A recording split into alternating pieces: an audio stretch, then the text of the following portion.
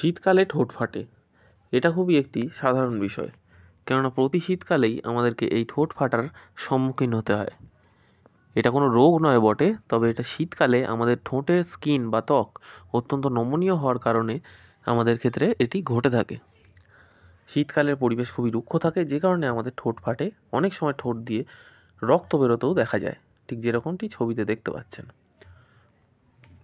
এখন আমাদের উদ্দেশ্য হলো যে কীভাবে এই শীতকালের ঠোঁট ফাটা থেকে আমরা বাঁচব। তো সেটা জানতে গেলে অবশ্যই ভিডিওটি দেখতে হবে প্রথম থেকে শেষ অবধি। শীতকালে যে ঠোঁট ফাটে সেটা আমরা সবাই জানি। এবার এই ঠোঁট ফাটা রুখতে আপনাদের কাছে একটি অদ্ভুত ফর্মুলা বলে দেবো, সেটি হলো নাভিতে তেল দেওয়া।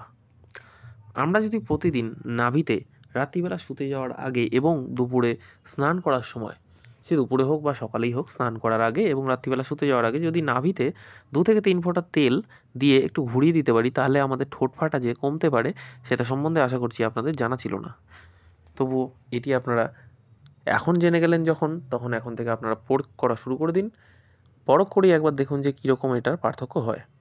আর এছাড়া ঠোঁটের ওপরে খানিকটা মধু লেবুর রসের সঙ্গে মিশিয়ে আপনারা লাগাতে পারেন এবং লাগানোর পর আঙুল দিয়ে মাজতে পারেন, অথবা ব্রাশ দিয়ে, অর্থাৎ দাঁত মাজার ব্রাশ দিয়ে আপনারা খুবই আলতোভাবে ঠোঁটের ওপর দিয়ে বুলাতে পারেন।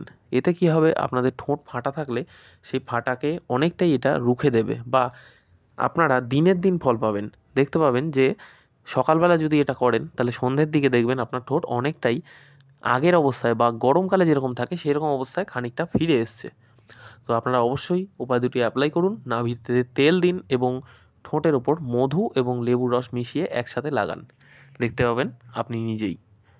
তো চলুন, আজকের মতন ভিডিওটি এখানে শেষ করছি। দেখা হবে আবার পরবর্তীতে। ধন্যবাদ।